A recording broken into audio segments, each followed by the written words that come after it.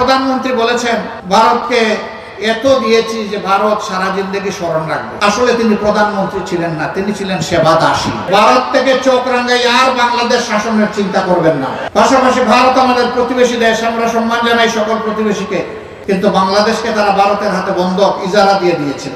ভারত তার সকল দাবি চায় অথবা না চাই তাদেরকে আদায় করে দেওয়া হয়েছে।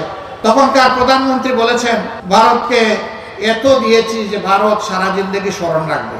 এই সাংবাদিকরা প্রশ্ন করেছেন, দিলেন তো অনেক, এখন কি চাইবেন কিছু? তিনি উত্তর দিলেন, আমি ছোট লোক নেই যে চাইবো। দেশের সব কিছু খুলে দিয়ে উনি বলতেছেন তিনি ছোট লোক নন। আসলে তিনি প্রধানমন্ত্রী ছিলেন না, তিনি ছিলেন সেবা দাসী।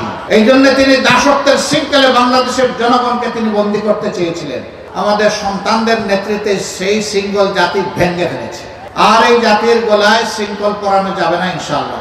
ভারতের প্রতি আমাদের অনুরোধ, আমাদের স্পষ্ট বার্তা, আপনাদেরকে প্রতিবেশী হিসেবে সম্মান করি, আপনারাও আমাদেরকে সম্মান করতে শিখুন।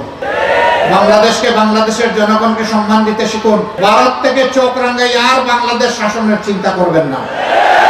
বাংলাদেশের মানুষ এখন চোখে চোখ রেখে কথা বলার সাহস সঞ্চয় করেছে।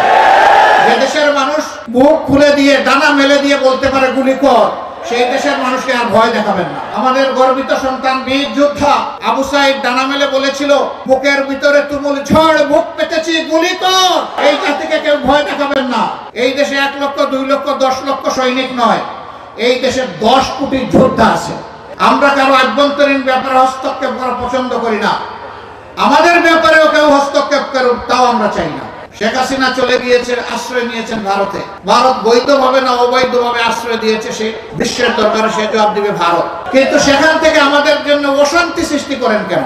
তারা 53টি বছর জাতিকে বিভক্ত করেছে, মাইনরিটি মেজরিটি, স্বাধীনতার পক্ষে বিপক্ষে। একটা জাতিকে যদি দমায়ে রাখতে হয়, ধ্বংস করতে হয়, পদাবনত করতে হয়, তাহলে সেই জাতিকে ভেঙে টুকরা টুকরা করতে হয়। সেই কাজে আওয়ামী লীগকে দিয়ে করিয়েছে অন্যরা। আমরা স্পষ্ট ঘোষণা দিয়েছি, বাংলাদেশে যারাই বসবাস করে, সে কোন ধর্মের এটা বড় কথা নয়, সে এই দেশের গর্বিত নাগরিক। সকল ধর্মের নাগরিকেরা এখানে সমান অধিকার ভোগ করবেন। ধর্মের ভিত্তিতে এখানে অধিকারের কোনো বিভাজন করতে আমরা আর দেব না।